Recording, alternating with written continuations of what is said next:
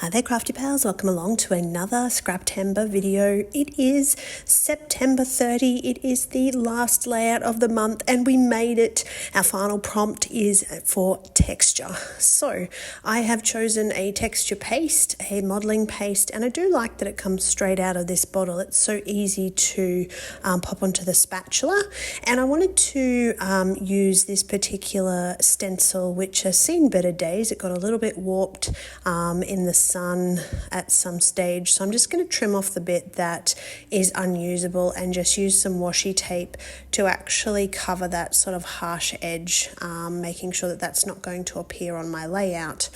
So the prompt is for texture. So my take on this particular prompt is for texture paste. So I'm going to apply the paste through the background. You can see that I'm starting with a sort of a patterned paper background, but it is a really sort of minimalist background, so it's not going to really overwhelm what I'm trying to achieve with this layout.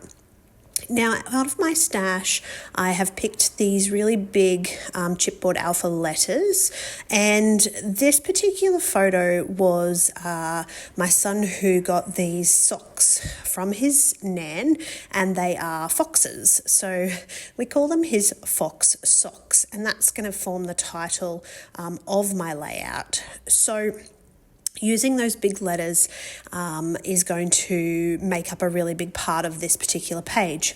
Now you can see that for my texture I've left sort of a spot in the middle, and that's because I want to add a little bit more of a patterned paper background here. I felt like I knew that the texture was going to be quite minimalist. It was not supposed to be overwhelming for the page. So that's why I use that sort of lighter modelling paste, and it's again purely just to add interest in the background. It wasn't supposed to be the main feature because I needed the photo with the socks and of course the big title to really tell the story of this layout.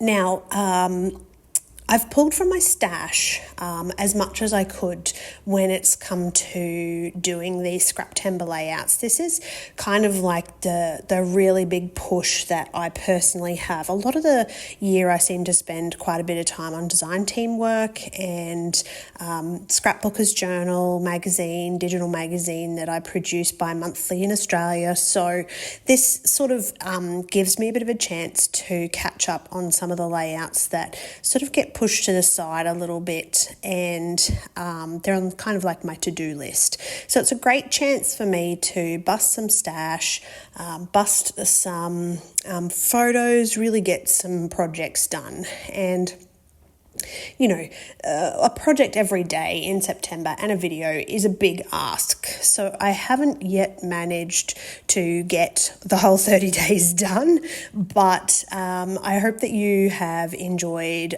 sort of seeing this all come together. I do spend a bit of time in July and August putting these videos together, so it's a chance for followers on YouTube to actually see how that happens and how different people around the world actually use those prompts. All right, so I'm building a cluster around my photo. You can see I've cut some little tags there, and I needed something circular in my background. So I like how this is looking. You know, I've got that torn pattern paper, which blends quite well. I've got my bright patterned title at the bottom, and then I just sort of needed to build this up in terms of the cluster. So adding a few more bits of pattern paper, getting everything stuck down and mounted. I've still got that circle in the background that I wasn't 100% sure of what I was going to do.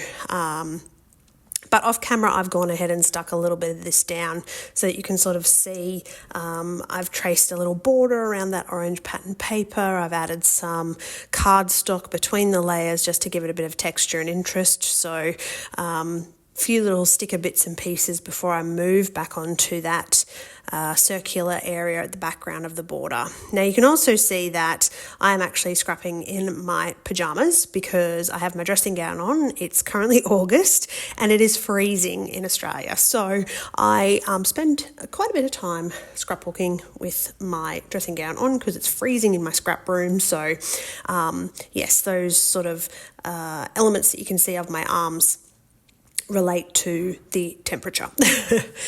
Now, looking at what I'm going to do in this background, am I going to stitch? Am I going to add mixed media? Am I going to doodle? I pull out these Art by Marlene glitter, I think you would call them pens. And what I'm going to do is make sort of a base glitter circle first, and then I want to circle with some more black to distinguish that a little bit. So this is the silver sparkle, and you can see I'm just popping that on a spatula and making a bit of a mess, spreading that glitter around. I love glitter. I think glitter looks amazing in backgrounds, but I hate the mess that it makes. So in this case, when it comes already pre-mixed with glue, absolutely my favorite thing. And then same with the black, I'm just going to freestyle draw some messy circles, like how it would look if I had stitched around it really messy. So I want them to overlap. I want them to be, not perfect circles. They should just have a few different areas of interest. I'm going to pop that aside to dry. Then I'm going to stick everything down, and that is my final share of Fox socks for Scraptember. So thank you for tuning in and watching, and of course I'm so happy if you're new here and you've subscribed, and I hope that you are seriously enjoyed all the contributions to Scraptember for 2024. Thank you and happy scrapping.